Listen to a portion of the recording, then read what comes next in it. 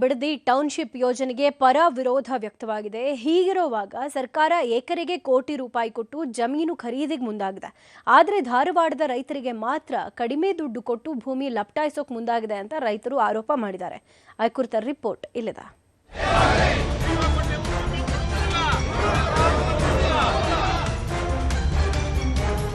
45 ಲಕ್ಷ ರೂಪಾಯಿ ಕೊಟ್ಟು ನಮ್ಮ ಎಕರೆ ಭೂಮಿಗಳನ್ನ ಕಬಳಿಸುವಂತ ಕೆಲಸ ನೀತಿ ಸರ್ಕಾರ ಮಾಡಾಕತ್ತೈತಿ. 2,500 ಎಕರೆ ಐತಲ್ಲ, ನಾವು ರೈತರು ಅದನ್ನು ಕೊಡುವುದಿಲ್ಲ. ರಾಜ್ಯ ಸರ್ಕಾರದ ವಿರುದ್ಧ ರೈತರ ಪ್ರತಿಭಟನೆ. ನಮ್ಮ ಭೂಮಿ ಕೊಡಲ್ಲ ಅಂತ ಆಕ್ರೋಶ.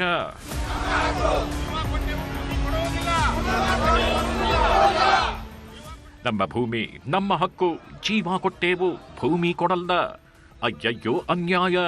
ಹೀಗೆ ರಾಜ್ಯ ಸರ್ಕಾರದ ವಿರುದ್ಧ ಧಿಕ್ಕಾರ ಕೂಗುತ್ತಿರುವ ಇವರೆಲ್ಲರೂ ಧಾರವಾಡ ತಾಲೂಕಿನ ಕಲ್ಲಾಪುರ, ವೀರಾಪುರ, ಕಲಕೇರಿ, ಮದಿಕೊಪ್ಪ, ಹೊಸವಾಳ, ಗುಳೇದಕೊಪ್ಪ, ರಾಮಾಪುರ, ವೆಂಕಟಾಪುರ ಹಾಗೂ ನಾಗಲಾವಿಯ ರೈತರು.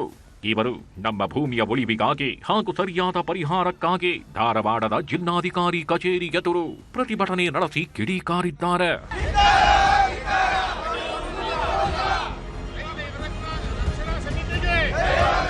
ರಾಜ್ಯ ಸರ್ಕಾರ ಕೆಐಎಡಿಬಿ ಮೂಲಕ 2021ರಲ್ಲಿ 13 ಹಳ್ಳಿಗಳ ಸುಮಾರು 6,000 ಎಕರೆ ಜಮೀನನ್ನ ಕೈಗಾರಿಕಾ ಕಾರಿಡಾರ್ ನಿರ್ಮಾಣಕ್ಕಾಗಿ ಸ್ವಾಧೀನಪಡಿಸಿಕೊಳ್ಳಲು ಮುಂದಾಗಿತ್ತು.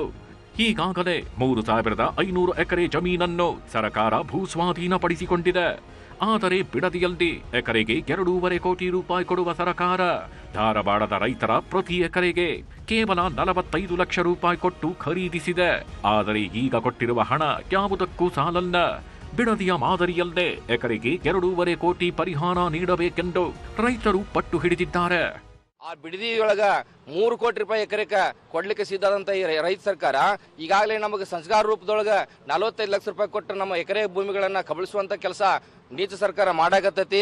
ಆದ ಕಾರಣ ಇದಕ್ಕೆ ನಾವು ಯಾರು ರೈತರು ಒಪ್ಪುವುದಿಲ್ಲ. ಈಗಾಗಲೇ ಏನವರು ಬೇಡಿಕೆ ಇಟ್ಟಂತ 6,000 ಎಕರೆ ಜಮೀನದೊಳಗ ಈಗಾಗಲೇ 3,500 ಎಕರೆ ಜಮೀನಿಗೆ ದುಡ್ಡು ಹಂಚಿದ್ದಾಗೈತಿ. ಅದು ಹಂಚಿದ್ರು ಕೂಡ ಅದು ನಮ್ಮ ಸಾರ್ಥಕತೆ ಆಗಿದಿಲ್ಲ. ಅವ್ರು ಕೊಟ್ಟಂತ 45 ಲಕ್ಷ ರೂಪಾಯಿದೊಳಗೆ ನಾವು ಬೇರೆ ಜಮೀನು ಖರೀದಿ ಮಾಡ್ಕೊಳ್ಳಕ್ಕೆ, ನಮ್ಮ ಮಕ್ಕಳ ಶಿಕ್ಷಣಕ್ಕೆ, ನಮ್ಮ ಬದುಕಿಗೆ ಯಾವುದೂ ಸಾಲಂಗಿಲ್ಲ. ಇದೀಗ ಜಿಲ್ಲೆಯಲ್ಲಿ ಬಾಕಿ ಇರುವ 2,500 ಎಕರೆ ಜಮೀನನ್ನ ನಾವು ಯಾವುದೇ ಕಾರಣಕ್ಕೂ ಸರ್ಕಾರಕ್ಕೆ ಕೊಡಲ್ಲ. ನಮ್ಮ ಜೀವನೋಪಾಯಕ್ಕೆ ಇರೋದು ಇದೊಂದೇ. ನಾವು ಜೀವ ಕೊಟ್ಟೇವು, ಭೂಮಿ ಕೊಡಲ್ಲ ಅಂತ ರೈತರು ಜಿಲ್ಲಾಧಿಕಾರಿಗೆ ಮನವಿ ಮಾಡಿದ್ದಾರೆ.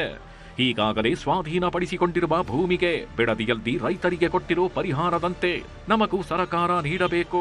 ಇಲ್ಲದಿದ್ದರೆ ನಮ್ಮ ಜಮೀನು ಕೊಡಲ್ಲ ಅಂತ ಸರ್ಕಾರಕ್ಕೆ ರೈತರು ಎಚ್ಚರಿಕೆ ನೀಡಿದ್ದಾರೆ. ಚಿಲ್ಲರೆ ಎಕರೆದಾಗ 2,500 3,000 ಎಕರೆ ಈಗಾಗಲೇ ತಗೊಂಡ ರೇಟ್ ಅದಕ್ಕೆ 45 ಲಕ್ಷ ರೂಪಾಯಿ ಫಿಕ್ಸ್ ಮಾಡ್ಯಾರು. ಅದೇ ರೀತಿ ಈ ಉಳಿದ ನಮ್ದು 2,500 ಎಕರೆ ಐತಲ್ಲ, ನಾವು ರೈತರು ಅದನ್ನು ಕೊಡೋದಿಲ್ಲ. ನಮ್ಗೆ ಇದರ ಜೀವನೋಪಾಯಕ್ಕೆ ನಮ್ಗೆ ಇದನ್ನ ಬಿಟ್ಟು ಬೇರೆ ಏನಿಲ್ಲ. ಆಮ್ಯಾಗ ಈಗಾಗಲೇ ಏನು ರೈತರು ಜಮೀನು ತೊಗೊಂಡ್ರಲ್ಲ, ಆ ಜಮೀನಿಗೆ ಈಗ ಏನು ಬಿಡದಿಯಾಗ ಅಲ್ಲಿ ಯಾವ ರೀತಿಯಾಗಿ 3 ಕೋಟಿ 2 ಕೋಟಿ ಅದೇ ಅನುದಾನ ನಮಗೂ ಅದೇ ರೊಕ್ಕನ ನಮ್ಮ ಉಳಿದ ರೈತರಿಗೆ ರೈತರಿಗೆ ಕೊಡಬೇಕು. ಒಟ್ನಲ್ಲಿ ಧಾರವಾಡದ ರೈತರು ಇದೀಗ ಕೈಗಾರಿಕಾ ಕಾರಿಡಾರ್ಗೆ ಭೂಮಿ ಕೊಡಲು ನಿರಾಕರಿಸುತ್ತಿದ್ದು ರಾಜ್ಯ ಸರ್ಕಾರಕ್ಕಿದು ಮತ್ತೊಂದು ತಲೆನೋವಾಗಿ ಪರಿಣಮಿಸಿದೆ.